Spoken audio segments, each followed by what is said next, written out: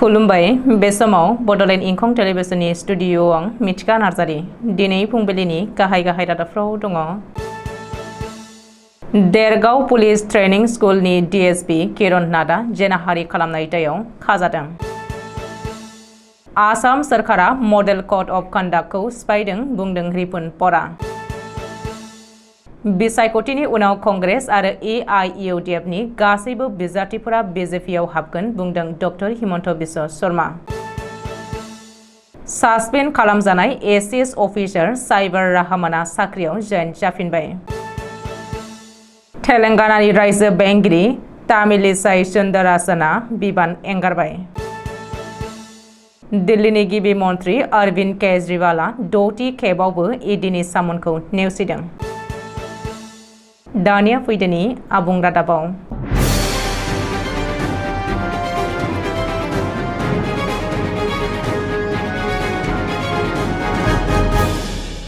खरसा आसामनि गलाघाट जिल्लायाव थानाय लाचित बरफुकन आसाम पुलिस ट्रेनिं एकाडेमीनि डीएसपी किरण नाथखौ जिनाहारि खालामनाय दायाव एरेस्ट खालामदों। गावनि न'आव खामानि मावनो थानाय 15 बोसोर बैसोनि उन्दै हिन्जावसाखौ जिनाहारि खालामनाय दायाव डीजीपी जीपी सिंहनि बिथोन बायदियै देरगाव थानायाव केस नम्बर 42 खौ रेजिस्टार खालामनानै भारतीय आयेननि पक्सो खान्थिनि सेक्सन 376/506 धारानि जोहै डीएसपी किरण नाथखौ एरेस्ट खालामनाय जादों होननानै मिथिहोदों। आसाम दालाइ तृणमूल कंग्रेस दलनि दैदेनगिरि रिपुन बराया अजद होदों दि आथिखालाव आसाम सरकारा फैगौ लोकसभा बिसायख'थिनि थाखाय खालार फोसावखांनायनि उनाव मडेल कड अफ कन्डाक्टखौ सिफायदों होननानै अजद दैखांदों। आसाम सरकारा दासिमबो गिबि मन्थ्रि डक्टर हिमन्त बिश्व शर्मा आरो गाहाय मन्थ्रि नरेन्द्र मदिनि सावगारि होनानै फोसावथाय होनायखौ नागाराखै होननानै गोख्रों अजद होदों रिपुन बराया। मख'नो गोनांदि सोलिफु दाननिनो थांनाय 14 मार्च खालाराव बिसायख'थि आय'गा लोकसभा बिसायख'थिनि खालारखौ फोसावखांबायमोन। बराक सेरफांनि करीमगंज जिल्ला बिजाब बाख्रि कनफारेन्स हलाव बीजेपी दोलोनि मावफारियाफोरजों सावरायनाय बुब्लियाव समबारखालि गिबि मन्थ्रि डक्टर हिमन्त बिश्व शर्माया बुंदोंदि फैगौ लोकसभा बिसायख'थिनि उनाव कंग्रेस आरो एआईइउडिएफनि गासैबो बिजाथिफोरा बीजेपी दोलोआव हाबफैजोबगोन। मानो होनोब्ला फैगौ लोकसभा बिसायख'थिनि फिथाइया मोजाङै थायाब्लानो बिसोरनि गोसोआ बायफ्लेलांगोन आरो बीजेपी दोलोनि फारसे फैनो गोसो जागोन। मख'नो गोनांदि बीजेपी दोलोनि बे हानजायारि मावफारिया मेलाव बराक सेरफांनि गोबां गोजौ सारिनि दैदेनगिरिफोर आरो बीजेपी एमएलएफोरा बाहागो लादोंमोन।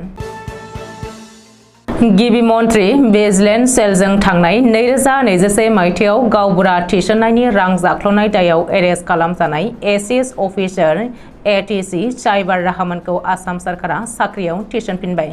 आसाम सेक्रेटारियेटनि साइन्स टेक्न'लजि आरो क्लाइमेट चेन्ज बिफानाव डेपुटि सेक्रेटारि महरै थिसनथाय होफिनबाय। मख'नो गोनांदि आसाम पुलिसनि सीएम भिजिलेन्स सेलआ नांगौ बायदि फोरमान गथायनो हायैनि जाहोनाव बिजिरसालिया जाख्ल'ग्रा एसीएस अफिसार साइबार राहमानखौ दाय गैया होननानै केसखौ फोजोबनायनि उनाव सरकारा साख्रियाव थिसनथाय होफिननो गोनां जायो। तेलेंगानानि रायजो बेंगिरि तामिलिसाई सुंदराजनआ समबारखालि हादरगिरि द्रौपदी मुर्मुनिसिम बिबान एंगारनाय लाइजाम एबा रेजिगनेशन लेटार दैथायहरदों। बेनि अनगायैबो डक्टर तामिलिसाई सुंदराजनआ पुडुचेरीनि लेफ्टिनेन्ट गभर्नर बिबानखौ एंगारफादों। बिबान एंगारनाय लाइजामाव गावारि जाहोन लिरदोंब्लाबो नाथाय गोबाङानो तामिलनाडुआव एमपि बिजाथि गसंनो हागौ होननानै साननानै लादों। दिल्ली जल बर्ड जाख्ल'नायनि दायाव नायबिजिरनो इनफोर्समेन्ट डाइरेक्टर एबा ईडीआ 6थि खेबनि थाखाय दिल्लीनि गिबि मन्थ्रि अरविंद केजरीवालखौ सामन खालामसेयावबो फेलें जादों। 18 मार्च 2024 समबारखालि गिबि मन्थ्रि अरविंद केजरीवालखौ लेंहरदोंमोनब्लाबो नाथाय अरविंद केजरीवालआ जेबो खेरखेरायाखै आरो बे खेबावबो फेलें खालामदों।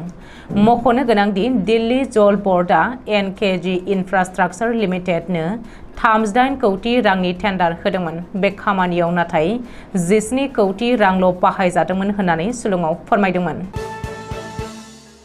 दिनै फुंबिलिनि रादाबा एसेनोसै। गोजोन्थों।